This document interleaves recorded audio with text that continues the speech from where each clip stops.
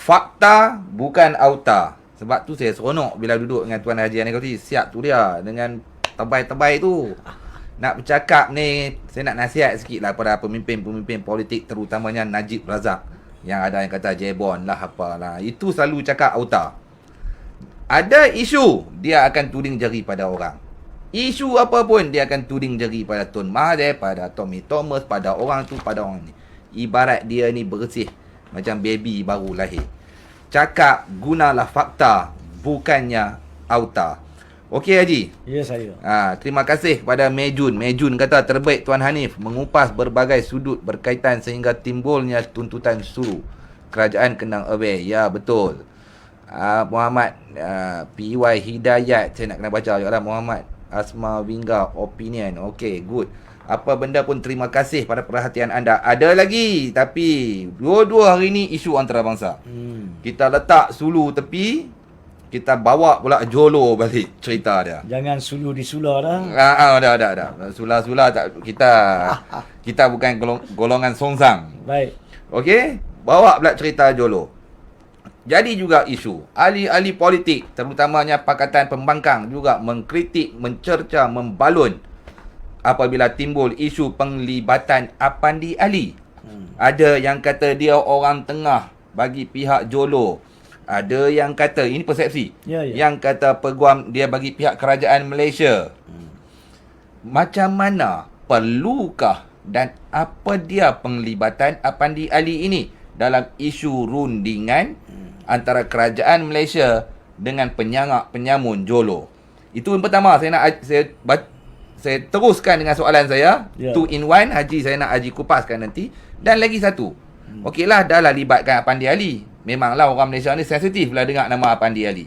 Okey, perlu atau tidak kalau nak berunding dengan penyamun ni, Haji? Baik. Saya rasa saya nak kupas kedua-dua soalan tu. Saya kupas yang kedua dulu sebab itu lebih penting. Okey, silakan Haji. Ya, banyak kenyataan sejak semalam dan hari ini terutamanya apabila tertular berita tentang rundingan. Saya panggil ni sebagai rundingan skandal 1MDB antara kerajaan Malaysia dan Jolo. Itu tajuk rundingan yang saya letak di situ. Apabila tular perkara ini, ramai, terutamanya pada hari ini saya rasa ada kenyataan Lim Guan Eng. Betul. Yang menyoal kenapakah Pejabat Peguam Negara Malaysia telah membuka ruang untuk mengadakan rundingan dengan penjenayah Jolo dan menyoal isu moral dalam perkara tersebut. Saya rasa di sini pun saya perlu nyatakan dengan tegas, para politik kena faham apa itu tanggungjawab Peguam Negara. Macam saya maklumkan tadi, macam kita kupas tadi, Peguam Negara bukan sahaja menyelia, meneruskan dan menamatkan mana-mana pertuduhan jenayah. Di mana kita tahu setakat ini Jolo sudah pun dituduh di Malaysia. Ramai terkejut, betul ke bila Jolo masuk? Jolo dituduh in absentia, tanpa kehadiran. Kerana kita belum dapat tangkap dia lagi. Tapi dia sudah dituduh oleh Peguam Negara. Pada masa itu zaman Tommy Thomas, dan diteruskan sekarang ni oleh Idrus Harun. Jadi itu tanggungjawab dia. Memang Jolo dianggap sebagai seorang fugitif, seorang pelarian jenayah. Ya.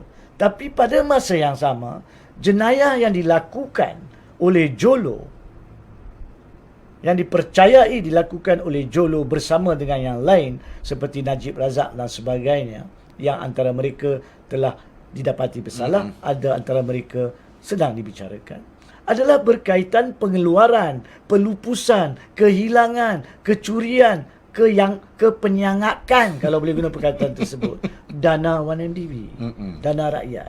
Makna kata kita dah hilang dana ni. Ada pelbagai laporan sejak bertahun-tahun yang mengatakan kita hilang. Ada yang mengatakan lebih pada 50 bilion secara keseluruhan. Ada yang mengatakan kalau kita mengambil dengan faedah-faedah yang kena bayar pasal hutang tersebut jauh lebih daripada itu. Ada juga yang mengatakan kalau ambil Jolo saja dia telah menghilangkan sekurang-kurangnya lebih daripada 15 bilion. So banyak jumlah yang telah hilang. Jadi Peguam Negara Malaysia sebagai penasihat dan penyelia kedaulatan undang-undang perlu juga mencari jalan untuk mendapat semula, mengambil semula, membawa semula segala bentuk wang yang atau dicuri, dana yang boleh dibawa balik. Oh. Untuk keselesaan, untuk memberikan balik pampasan kepada rakyat. Dia kena imbangkan. Kalau kita ambil, hantar bala tentera ke Timbuktu untuk tangkap Jolo kalau dia dekat di Timbuktu. Bawa dia balik, bicara, sumbat dia masuk dalam penjara. Hukum penjara paling tinggi dalam mana-mana jenayah komersial keran 20 tahun. Kita hantar dia sana untuk 20 tahun. Penyudahnya kalau kita tak dapat sesin balik daripada sana, buat apa? Buat apa kita belanja RM3.50 setiap hari untuk makan banduan dalam penjara? Rakyat fikir tak? Sebab rakyat yang sama ni akan soal. Katalah contohnya yang dapati bersalah di Malaysia yang dimasukkan penjara untuk 1MDB. Katakan seandainya Najib Razak kalah dalam perbicaraan 1MDB, dimasukkan ke dalam penjara. Rakyat akan tanya, mana duit yang hilang? Betul tak? Cukup ke? Sekarang dia kata kita nak sumbat. Sekarang nampak nak sumbat. Bila dah sumpat, mana pula duit? Rakyat ni nak puaskan hati mereka. Rakyat kena faham, tak boleh ikut takat kena sekaligus tanggungjawab peguam negara. Mana boleh selesai secara seimbang. Jadi bagi saya, untuk Peguam Negara Malaysia Idrus Harun berusaha untuk mengetahui apakah dia cadangan kalau ada daripada pihak Jolo. Dia kena dengar. Dengar dulu, bukannya terima. Dengar dulu apa Jolo cakap. Jadi bagi saya, cabaran Lim Guan Eng dan yang lain mengatakan memalukan adalah tidak malu. Tidak, saya tidak langsung setuju dengan apa yang Guan Eng cakap berkaitan isu ini.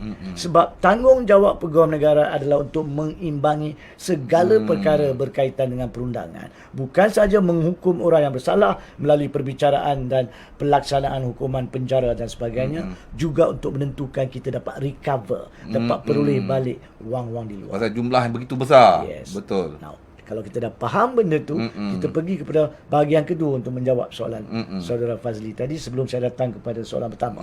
Bahagian keduanya, daripada isu Jolo ni, melalui laporan antarabangsa yang telah terdedah kepada kita selama tempoh 4-5 tahun yang lalu, kita tahu kebanyakan daripada harta benda dia adalah di luar bidang kuasa. Terutamanya di Amerika Syarikat. Dan kita tahu pada tahun 2016 dan 2017 ada harta-harta dia yang telah pun disita oleh DOJ yang melalui proses lucut hak dan juga simpanan untuk antaranya dipulangkan.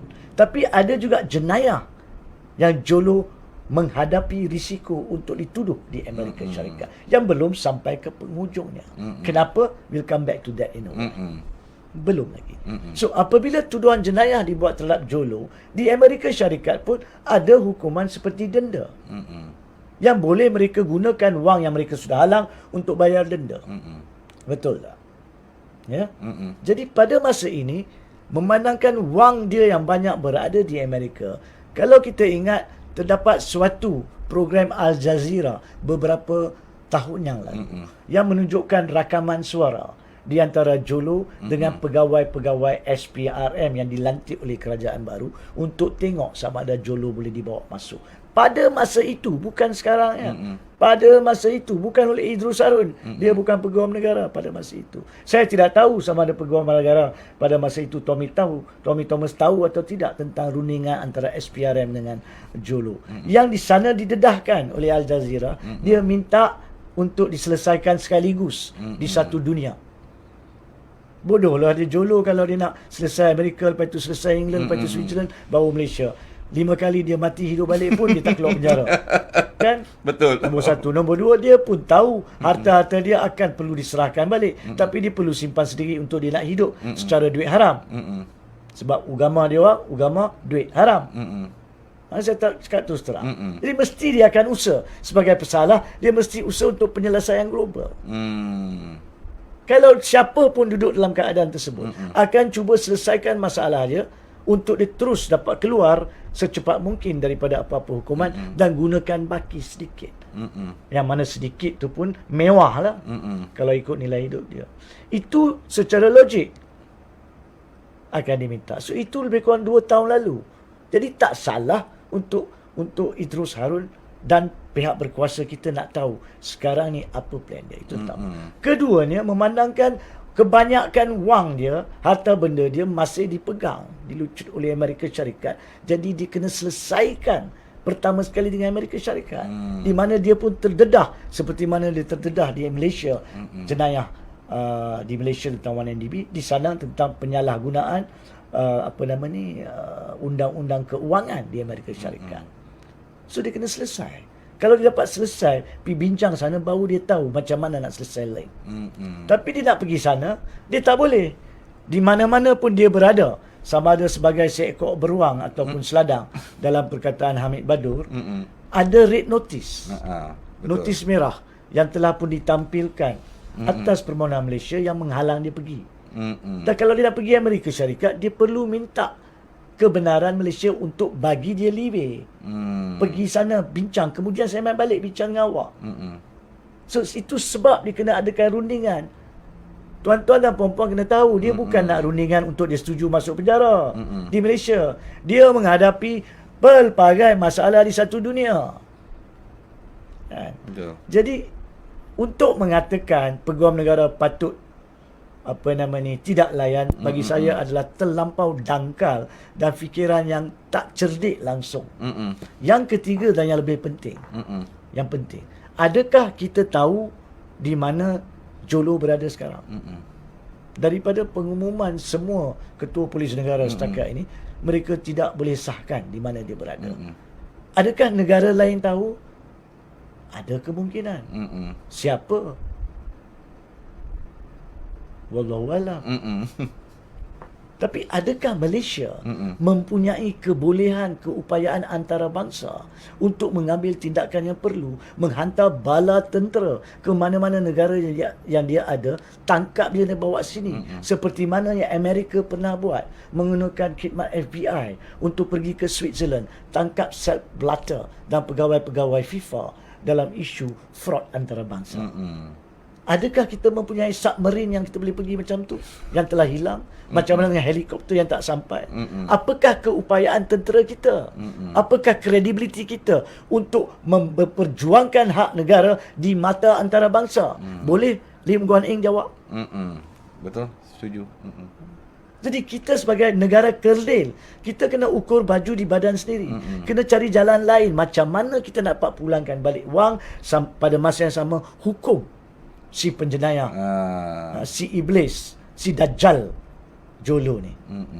Tapi dalam kemampuan kita, kalau kita berretorika nak tangkap sumbat penjara, ya, pergilah cari mana dia. Macamlah negara lain nak lepaskan dia. Kalau di Amerika Syarikat, dan kalau Amerika Syarikat tahu, ingat Amerika Syarikat nak senang-senang lepaskan ke Malaysia. Mereka nak juga kenakan dia denda untuk dapatkan pulangan sedikit untuk Amerika sebelum baki dilepaskan kepada Malaysia. Banyak perkara yang kita kena faham dari sudut hubungan antarabangsa. Bagaimana negara-negara antarabangsa boleh menggunakan kekuatan mereka untuk buli yang kecil, yang kerdil. Di situlah kebijaksanaan pegawai-pegawai seperti pejabat peguam negara cuba nak mengimbangi hak ni. Kerana nak harap kepada ahli politik, mereka tak kemampuan. Cakap je lebih. Betul. Jadi biarlah Tan Sri Idrus Harun dan pegawainya berbincang dan menentukan sama ada tawaran yang diberi memadai atau tidak. Sekarang ni dimaklumkan tapi tidak disahkan apakah jumlah, tapi dimaklumkan oleh sumber yang dipetik oleh media, kononnya Jolo tawarkan pulangan 1.5 bilion. Memang terlampau sedikit. Sebab seperti yang kita dimaklumkan, Jolo sendiri telah menyebabkan sekurang-kurangnya 15 bilion hilang. Makna kata apa yang ditawarkan kurang daripada 10%. Bolehkah kita terima? Kalau kita nak terima jumlah macam tu, bagaimana pula dengan wang sebenar yang berada di Amerika dan negara lain? Berapakah jumlahnya? Itu kita kena tahu daripada negara Amerika. daripada negara lain. Dan mereka kena setuju sebab Malaysia adalah mengalami kerugian terbesar. 1MDB adalah duit kita. Mereka sendiri kena faham, lepaskan majoriti kepada Malaysia. Mereka nak ambil sedikit sebagai denda kesalahan-kesalahan jenayah di negara mereka. Kita boleh faham. Itu sebab perundingan ni perlu global. Jadi apa yang dilakukan oleh peguam negara itu adalah satu perkara yang baik. Yes. Demi sekurang-kurangnya tak dapat banyak pun pasal ini jumlah yang besar. Yes. Betul. Hak rakyat Malaysia ini dapat balik. Ya. Sama ada setuju atau tidak, itu nombor dua. Tetapi apa yang dia lakukan itu betul lah. Runding. Maksudnya tak salah lah. Ya, sebab apa tahu? Sebab rakyat kita ni, katalah esok Jolo dengan sukarela masuk ke Pulau Pinang. Dan bagi tahu saya ada di Pulau Pinang, mai tangkap saya. Lepas itu polis kita pergi tangkap, tuduh dia di mahkamah pihak peguam negara, dapat buktikan dia bersalah macam mana dibuktikan dengan orang lain, dan disumbat masuk penjara 19 tahun 364 hari, 64 hari, 1 hari kurang daripada 20 tahun. Contohnya, bila dah habis hukuman dia, yang mana akan dikurangkan dari segi sudut hukuman tu kerana cuti dan sebagainya, dia dapat keluar. Masa tu umur dia baru hampir 50 tahun, 50 lebih sedikit. Lepas tu rakyat akan masa tu pun bising, mana duit? Hai, kata nak masuk dia dalam penjara je. Aku dah kena hukum. So sekarang ni lah masa untuk kita selesaikan atau cuba selesaikan sebaik mungkin. Jadi kita perlu berhati besar untuk membenarkan pihak berkuasa menggunakan segala kuasa yang mereka ada, sedara budi bicara mereka ada untuk menentukan maklumat-maklumat ni. Macam mana nak tentukan maklumat? Mestilah dengar dulu apa Jolo cakap. Tapi Jolo pun tak bodoh. Dia takkan bercakap secara peribadi. Dia akan melantik peguam utama di Amerika sebagai wakil dia. Sebab undang-undang keguaman pula menentukan tidak boleh dipaksa peguam untuk mendedahkan di mana dia berada. Okey. Jadi di situlah wujudnya Kobri and Kim tersebut yang didaftar sebagai peguam di Amerika Syarikat. So mereka nak buat rundingan. Macam mana mereka nak buat rundingan? Ni balik kepada soalan pertama tadi. Mereka kena tahu adakah peguam negara Malaysia bersedia untuk berunding dengan mereka sebagai wakil Jolo. Jadi mereka telah menurut kenyataan yang ada menghubungi Apandi Ali. Now, isu Apandi Ali saya perlu jawab dari 3 sudut. Pertama sekali, didedahkan laporan oleh Malaysia Now pada 14 hari bulan Julai, di mana didedahkan oleh Malaysia Now pada masa itu media pertama yang laporkan berkaitan rundingan kerajaan Malaysia dengan wakil Jolo. Malaysia Now mengatakan kononnya ada rundingan dan dipercayai Apandi Ali hadir. Apabila laporan itu dibuat, dia mengejutkan saya, menampilkan persoalan kepada saya. Adakah Apandi Ali hadir mewakili kerajaan Malaysia? Kalau itulah kedudukan Apandi Ali, maka itu salah. Sebab dari sudut Apandi Ali, terdapat 3 masalah utama. Dia tidak boleh mewakili kerajaan Malaysia. Sebab pada tahun 2016, 26 Januari to be specific, dia telah melepaskan Najib Razak daripada mana-mana kaitan dengan isu 1MDB SRC. Ya, pertama. Yang kedua, selepas dilepaskan pada masa itu pun, ada diumumkan kononnya bahawa kertas-kertas siasatan SPRM dan polis masih dibenarkan untuk dibuka kalau ada bukti baru untuk dibawa. Bukankah pada masa itu sepatutnya terserlah bahawa antara pihak yang terlibat dalam 1MDB ini adalah Jolo. Jadi pengetahuan yang diperolehi pada masa itu yang tidak dilaksanakan dengan elok tidak membenarkan dia bertindak mewakili kerajaan Malaysia. 2 perkara lagi. Pada masa itu juga, 2016 dan 2017, DOJ telah mulakan proses. Dan pada masa itu, kita sarankan, kalau kita nak memelihara hak Malaysia, patutnya pejabat peguam negara Apandi Ali pada masa itu melantik wakil peguam di Amerika Syarikat untuk mewakili kerajaan, yang dia tak lakukan. Dan yang keempatnya, pada masa yang sama, negara luar, pihak-pihak berkuasa negara luar, pejabat peguam negara Switzerland, OAG, telah menulis 2 kali untuk minta kerjasama dengan Malaysia. Apandi Ali telah gagal telah menolak permohonan tersebut. Adakah orang macam tu yang tidak yakin kononnya pada masa itu ada jenayah 1MDB boleh dilantik oleh Malaysia mewakili kerajaan? Itu yang muncul pada 14 Julai. So soalan itu telah kita tampilkan. Pada 15 Julai, satu lagi media, Age Market, telah mengeluarkan satu laporan. Dalam laporan Age Market pula menyentuh dan berbunyi seolah-olah Apandi Ali mewakili Jolo. Jadi lagi membimbangkan kita. Bagaimanakah Apandi Ali boleh mewakili Jolo? Sedangkan penglibatan Jolo dalam jenayah 1MDB sepatutnya terzahir pada masa dia menjadi pengkhidmat awam dan disiasat fail-fail 1MDB, SPRM dan polis, walaupun pada masa itu terhadap Najib Razak dan orang lain yang dikatakan Najib Razak tak terlibat, patut terzahir penglibatan Jolo. So, maklumat yang diperolehi dalam perkhidmatan awam, bagaimana dia nak gunakan untuk bertindak mewakili Jolo pula sekarang? Itu lagi tak beretika. Kita bangkitkan perkara itu. Tetapi pada hari Jumaat, 16 hari bulan, Apandi Ali telah keluarkan satu kenyataan. Dia bukan mewakili kerajaan Malaysia dan dia tidak mewakili Jolo. Dia mewakili pihak ketiga. Dia dihubungi oleh peguam Jolo. Dan tujuannya satu, iaitu untuk mengatur cara, jika boleh, rundingan dengan pihak kerajaan Malaysia melalui Peguam Negara Malaysia. Apakah tawaran Jolo? Bukan untuk Apandi Ali sampaikan. Apakah tawaran balas Malaysia? Bukan untuk Apandi Ali sampaikan.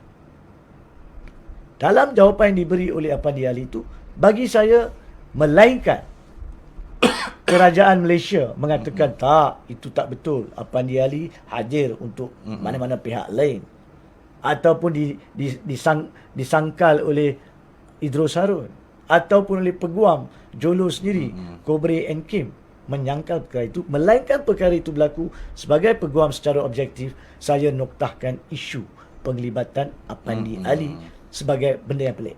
Untuk kerajaan Malaysia pelik, untuk Jolo pelik. Tapi sebagai pengatur cara mesyuarat, bagi saya itu bukan satu perkara yang perlu dibawa keluar daripada topik perbincangan berkaitan dengan rundingan kerajaan Malaysia dengan wakil Jolo. Biasalah tu. Tak salah. Bukan nak kata biasa, tapi bagi saya tidak ada perkara yang perlu diperbesar-besarkan. Ya, ada orang tanya, bagaimana pula ada atau tidak Apandi Ali menerima wang untuk menyediakan mesyuarat tersebut? Itu untuk Apandi Ali jawab, kalau dia nak jawab.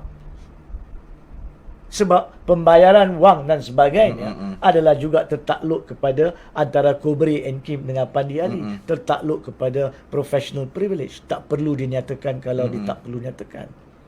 Kalau dia tak nak nyatakan. Itu soal lain. Macam mana seorang penjenayah sekarang ini pun ada orang dituduh di mahkamah, didapati bersalah dalam kes SRC, dan juga masih menghadapi perbicaraan 1MDB. Beliau juga melantik peguam, satu pasukan peguam. Dia berhak melantik peguam. Dia berhak untuk dibela. Dan of course bila dibela, peguamnya berhak untuk dibayar. Memang ramai akan tanya, adakah bayaran itu daripada jenayah yang sama? Itu antara dia dan peguam dia. Yang mereka kena jawab di akhirat nanti. Tapi itu cerita lain. Dari sudut undang-undang duniawi yang ada, peguam tidak perlu mendedahkan hasil daripada pembayaran. Ini tidak bermakna saya mengatakan bahawa Apandi Ali telah mengambil bayaran. Sekiranya dia ambil bayaran sekalipun, tapi sama ada dia ambil bayaran atau tidak adalah untuk Apandi Ali menjawab. Tapi pokoknya balik kepada rundingan kerajaan Malaysia dengan Jolo. Tidak ada perkara yang perlu diperbesarkan berkaitan peranan Apandi Ali untuk menetapkan rundingan wakil Jolo, iaitu Kobre and Kim, yang telah disahkan, telah hadir melalui pegawai-pegawai mereka, berjumpa dengan peguam negara, pegawai-pegawai peguam negara dan juga pegawai-pegawai SPRM. So bagi saya itu sahaja berkaitan dengan Apandi Ali. Tapi yang lebih penting, kita kena faham kenapa pejabat peguam negara perlu diberi peranan untuk rundingan Jolo. Ya, itu saja. Okey.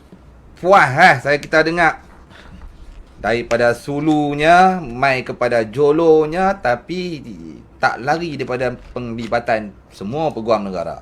Nama Apandi Ali ada, nama Tommy Thomas ada, nama Ghani Patail ada, begitu juga dengan Idrus Harun. Okey tuan-tuan. Itu habis satu bab. Adakah Haji nak tambah? Itu saya kata Haji. Kita 1 jam ni, aduh. 1 jam setengah, nothing. Ya. Just like that, you know. Like you drink a Coke Zero. Ada kawan-kawan kita ni duk cerita tak habis-habis seronok dengan Coke Zero. Okey, kepada yang memberi komen yang cukup menarik, saya amat ucap terima kasih. Ada juga sekok 2 yang tak ada kena mengena duk hentam Tun Mahathir di sini pun. Saya rasa dia mungkin duduk di dalam gua tak keluar-keluar lagi. Tak tahu kepala punca apa tajuk yang kita bincang. Main nak hentam saja. Okeylah, itu apa benda pun kepada yang bijak pandai tak payah dilayan komentar sebegitu, kerana kita dah tahu mereka ni tak cerdik. Jadi tak payahlah kita layan. Okey Haji. Ya saya. Adakah Haji berpuas hati kupasan tentang Sulu, tentang Jolo, atau Haji nak tambah? Saya nak lari sikit lagi ni tajuk satu soalan ni. Oh ya.